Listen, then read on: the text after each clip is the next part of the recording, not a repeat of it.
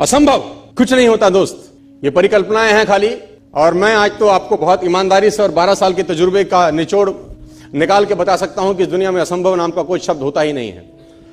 इंसान कभी भी चंद्रमा पर नहीं पहुंच सकता, पृथ्वी विज्ञान की अधिकतम सीमा है। डॉक्टर ली दी फॉरेस्ट मशहूर वैज्ञानिक हुए, बहुत बड़े साइंटिस्ट हुए, एक स्टेटमेंट इन्होंने पास किया 1955 के अंदर, 1955 he passed a statement कि इंसान कभी भी चंद्रमा पर नहीं पहुंच पाएगा। It is impossible for a human being to cross Indian globe, earth globe, और पृथ्वी विज्ञान की अधिकतम सीमा है। लेकिन किसी बहरे ने इस बात सुना नहीं और पहुंच गया एक आदमी अपना बस्ता उठा के, जिसका नाम था in 1969। और उसके बाद तो स्पेस जर्नी ऐसी हो गई जैसे आप और मैं अभी पतिया और बैंकॉक चले जाते हैं।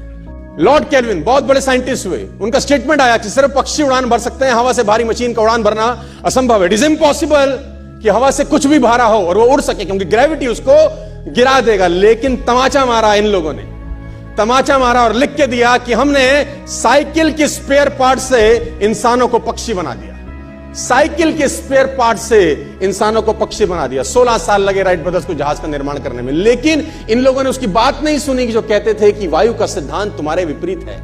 यह बात भंवरे को कही जाती थी कि भंवरा वायु के सिद्धांत के कारण कभी जीवन मोड़ नहीं सकता, क्योंकि उसके पंख उसके शरीर से हल्के रहते हैं। लेकिन भंवरा साला किसी स्कूल में गया नहीं आज तक। माई doctor told me I will never walk again.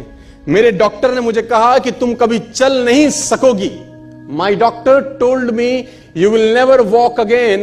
My mother told me I would, and I believed my mother rather than doctor. Wilma Rudolph एक ऐसी एथलीट हुई जिनको पोलियो था, पोलियो था जिनको डॉक्टर ने कहा तू चल नहीं सकती, मां ने कहा तू चल सकती है। उसने कहा मैंने डॉक्टर की बात नहीं मानी, मैंने अपनी मां की बात मानी। 3 ओलंपिक गोल्ड मेडल जीती है लड़की, 3 ओलंपिक गोल्ड मेडल, जिसको डॉक्टर कह रहा है कि तू चल। लेकिन मां क्या बोलती है? मैं आपको उदाहरण देना चाहूंगा सर। बहुत छोटे थे अल्बर्ट आइंस्टीन, दुनिया के महान वैज्ञानिक में से एक हुए, मंद बुद्धि कहा जाता था। 8 साल के थे, घर पहुंचे, मां को चिट्ठी दिया। When he was 8 year old, came to his home, given letter to his mother। मां को एक चिट्ठी दिया, मां ने वो चिट्ठी पढ़ा, 8 साल के थे, और चिट्ठी में प्रिंसिपल का खत था उसकी मां के नाम। प्रिंसिपल ने ये लिख के भेजा कि आपका बच्चा विलक्षण प्रतिभा का धनी है, ग्रेट पावर है इसके अंदर, क्योंकि बहुत बड़े साइंटिस्ट बने, बड़े हो गए। मंद बुद्धि बचपन में समझा जाता था।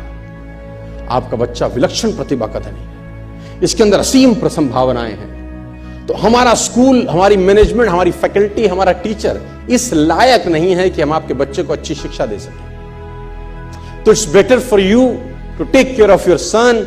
आप अपने बच्चों को अपने घर में पढ़ाइए, हम लायक नहीं है कि आपके बच्चे को पढ़ा सके।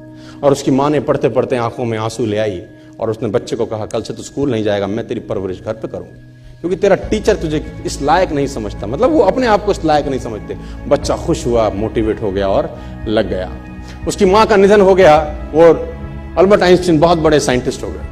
अल्बर्ट आइंस्टीन जब बहुत बड़े साइंटिस्ट हुए तो मकान शिफ्ट कर रहे थे अपना, और जीवन का सच्ची घटना वो अपनी ऑटोबायोग्राफी में लिखते हैं कि जब मैं मकान शिफ्ट कर रहा था तो एक ड्रॉस के अंदर मुझे वो व्हाइट कलर का पेपर फोल्डेड अवस्था में मिला।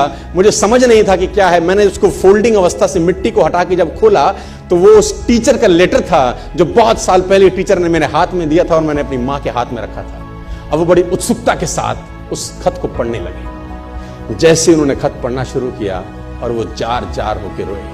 उसमें लिखा था कि तुम्हारा बच्चा मंदबुद्धि है, ये हमारे स्कूल के लायक नहीं है, इसको आज के बाद हमारे स्कूल में मत भेजना, इसकी परवरिश खुद किया। मां ने उल्टा पढ़ा, मां ने उल्टा पढ़ा कि नहीं, ऐसा नहीं है, तू सब कुछ कर सकता है, तेरे हाथ पास पावर है, तेरे में प्रतिभा है, यू कैन डू वंडर्स। दोस्तों, इस दुनिया में किसी की बात मत सुनना। नेवर एवर बिलीव एनीबॉडी कि जो तुमको बोले कि तू नहीं कर सकता, कान पे मारना, बोला साले तू नहीं कर सकता, हम करेंगे।